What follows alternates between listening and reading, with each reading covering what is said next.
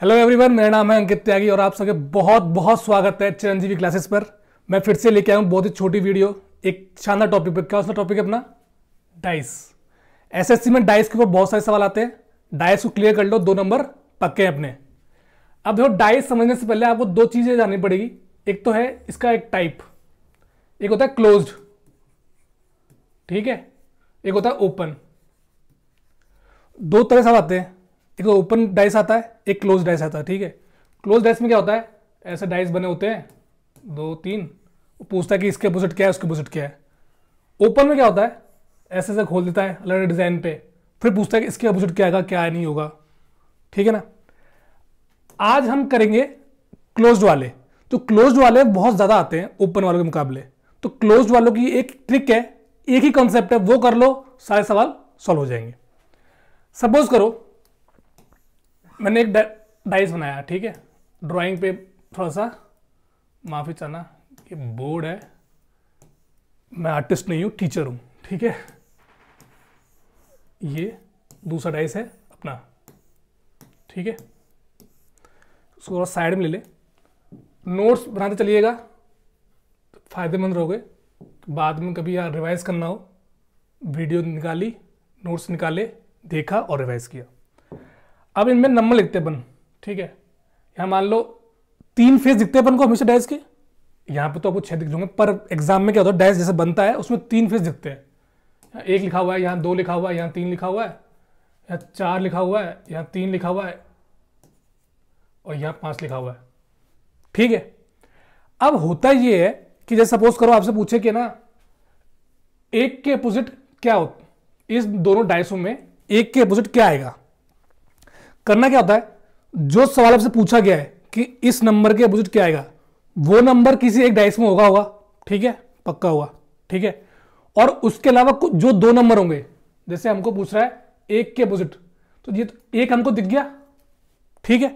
इसके अलावा जो 2 नंबर है, ये 2 और ये 3, ठीक है, वो दोनों में से कोई एक किसी और डाइस में होना चाहिए। अब इस डाइस के अंदर 3 मुझे दिख रहा है। किसी किसी कंडीशन में क्या होता है कि जो नंबर जिसके अपोजिट हमें चाहिए होता है वो भी उसके अंदर होता है, तो वो यूज का नहीं होता है। आपको हमेशा याद रखना क्या करना है कि जो नंबर पूछा गया जिसके अपोजिट करना है, उसके अलावा जो 2 नंबर है उनमें से कोई एक ही कॉमन होना चाहिए। यानी इस डाइस में हमारे पास 1 2 3 है, तो दूसरे किसी डाइस में अगर हमको 1 के अपोजिट निकालना है तो 2 या 3 इनमें से कोई एक ही कॉमन होगा। जिस प्रकार इस डाइस में दे रखा है 3 कॉमन दे रखा है हमको। फिर करना क्या है आपको कि पहले डाइस को लिखो क्लॉकवाइज डायरेक्शन, जो कॉमन नंबर है उससे। इसमें कॉमन क्या है, 3 कॉमन है, 3 क्लॉकवाइज ऐसे चलेंगे, 2 फिर आएगा 1। अब उसी कॉमन नंबर से यहां पे करो। मैंने 3 लिखा, फिर 4 आएगा, फिर 5 आएगा, ठीक है। अब जो जो इस 3 के अलावा जो जो नंबर आपने सामने है वो एक दूसरे के अपोजिट होंगे। 2 के अपोजिट क्या होगा, 4 होगा, 1 के अपोजिट क्या होगा, 5 होगा। आई बात समझ में? फिर से रिपीट करता हूं। करना क्या है आपको, जिसके अपोजिट हमको आंसर चाहिए उसके अलावा उस डाइस में 2 में से कोई एक नंबर कॉमन होना चाहिए। सवाल समझ पाओ ढंग से, और वो करते हैं, ठीक है। पहला सवाल क्या है, 4 different position of the same dice are shown. एक ही डाइस की 4 अलग अलग पोजीशन दे रखी इन्होंने, ठीक है। Find the number on the face opposite to the one having 3। 3 के अपोजिट क्या होगा। अब ध्यान से देखो, 3 किस किस में, पहले डाइस में 3 4 5 में, इसके अंदर है और इसके अंदर है। अब पहले इसको गौर से देखते अपन, 3 है, 6 और 1 है। मुझे ऐसा डाइस ढूंढना है जिसमें 6 और 1 में से कोई एक ही हो। 3 तो होना नहीं चाहिए उसके अंदर बिल्कुल भी, और 6 और 1 में से उनमें से एक ही होना चाहिए, ठीक है। मैं ध्यान से देखूं, इसमें 6 है, 1 नहीं है, हो सकता है ये, बट इसमें 3 आ गया तो इसको नेगलेक्ट करना पड़ेगा, ठीक है ना। इसी प्रकार इसमें तो 1 या 6 दोनों में से कोई भी नहीं है, तो इसको भी नेगलेक्ट करना पड़ेगा। उसी प्रकार यहां देखिए अपन, 3 है, 3 है, जिसके अपोजिट हमको चाहिए वो मिल गया, तो उसको भी नेगलेक्ट करना है। तो इस डाइस से हम कुछ निकाल नहीं पा रहे हैं। अब दूसरा डाइस देते हैं जिसमें 3 हो, 5 6 3, ठीक है। अब 3 के अलावा 6 और 5 है। ऐसा डाइस ढूंढना है जिसमें 6 और 5 में से कोई एक ही कॉमन हो, दोनों नहीं होना चाहिए, ना ही 3 होना चाहिए, ठीक है। मैं ध्यान से देखूं सेकंड डाइस में 5 जो है कॉमन है, उसके अलावा 3 भी नहीं है इसके अंदर और 6 भी नहीं है इसके अंदर। तो हमको 2 ऐसे डाइस मिल गए जिनको हम लिख सकते हैं कैसे, क्लॉकवाइज डायरेक्शन में। पहले इसको लिखते हैं, मैं लिखा 5 जो कॉमन है उसे लिखते हैं, 5 लिखा क्लॉकवाइज डायरेक्शन, 3 लिखा, फिर क्या लिखा 6 लिखा। उसी प्रकार सेकंड डाइस लिखते हैं अपन, 5 लिखा क्लॉकवाइज में क्या आएगा 2 आएगा, फिर क्या आएगा 4 आएगा। तो 3 के अपोजिट क्या आया हमारा 2 आया, हमारा आंसर क्या होगा 3 के अपोजिट क्या होगा हमारा 2 होगा।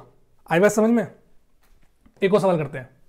अब दो क्या बोल रहा है ये, find the number of the face opposite to the face showing 4। 4 के अपोजिट क्या होगा, फिर से वही लॉजिक लगाना है। क्या लॉजिक लगाना है कि ऐसा डाइस ढूंढो जिसमें 4 हो। मैं ध्यान से देखूं सिर्फ एक ही डाइस में 4 है, ठीक है, 4 के अलावा 2 और 1 है।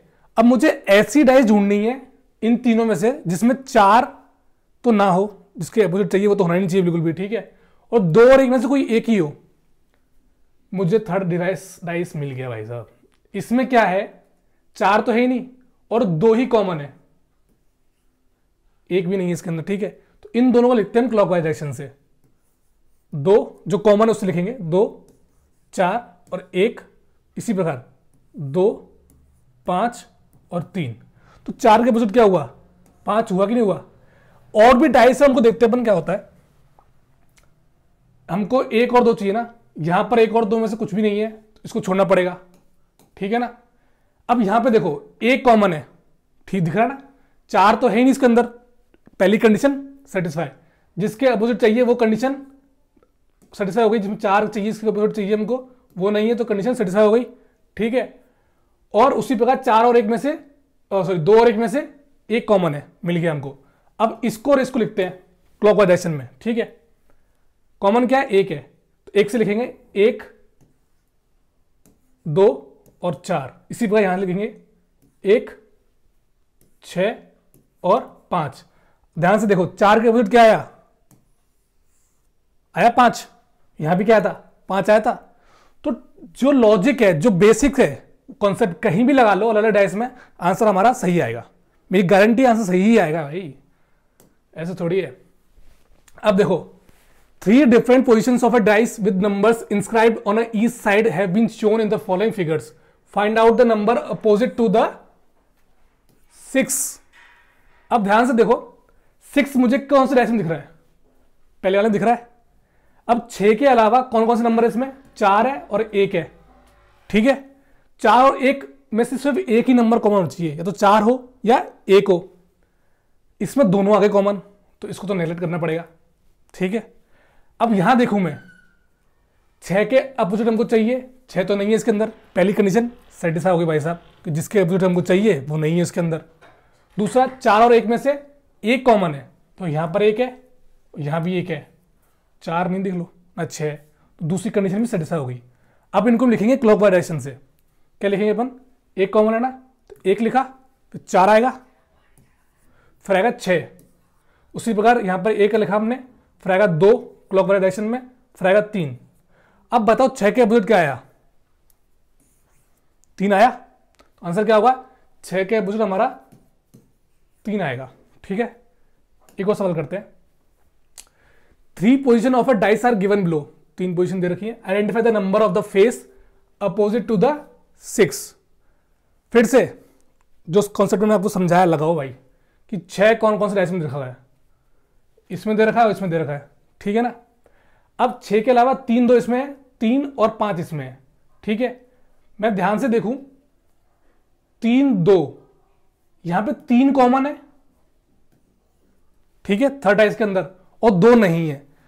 कंडीशन कौन कौन सी सेटिस्फाई हुई, जिसके अपोजिट हमको चाहिए वो नहीं होना चाहिए, यहां पे है और यहां पे नहीं है, पहली कंडीशन सेटिस्फाई हो गई, ठीक है ना। और इन दोनों में से कोई एक ही हो, यहां पे सिर्फ एक ही है, कौन सा है 3 है, दूसरी कंडीशन भी सेटिस्फाई हो गई। इसको लिखें क्लॉकवाइज डायरेक्शन से, कॉमन जिससे लिखेंगे, ठीक है। 3 लिखा, फिर आएगा 2, फिर आएगा 6, यहां लिखते हैं 3 लिखा, फिर आएगा 5, फिर आएगा 4। तो बताओ 6 के अपोजिट क्या बना, 4 बना नहीं बना, ठीक है ना। देखो ये था डाइस का बहुत ही बेसिक कंसेप्ट। कौन सा कंसेप्ट है ये? कॉमन और क्लॉकवाइज डायरेक्शन वाला कंसेप्ट है ये। इसको लगाओ, सारे क्लोज डायरेक्शन वाले, क्लोज डाइस वाले सवाल है सारे हो जाएंगे, ठीक है ना। एक और प्रैक्टिस सेट लेके आऊंगा मैं इस वीडियो के बाद, उसमें जो सवाल कराऊंगा उनसे आप देखिएगा जो आपने इस वीडियो सीखा है क्या आप उसको इंप्लीमेंट कर पा रहे नहीं कर पा रहे। ऐसी ही वीडियोस के लिए लाइक करें, शेयर करें, सब्सक्राइब करें। जय हिंद।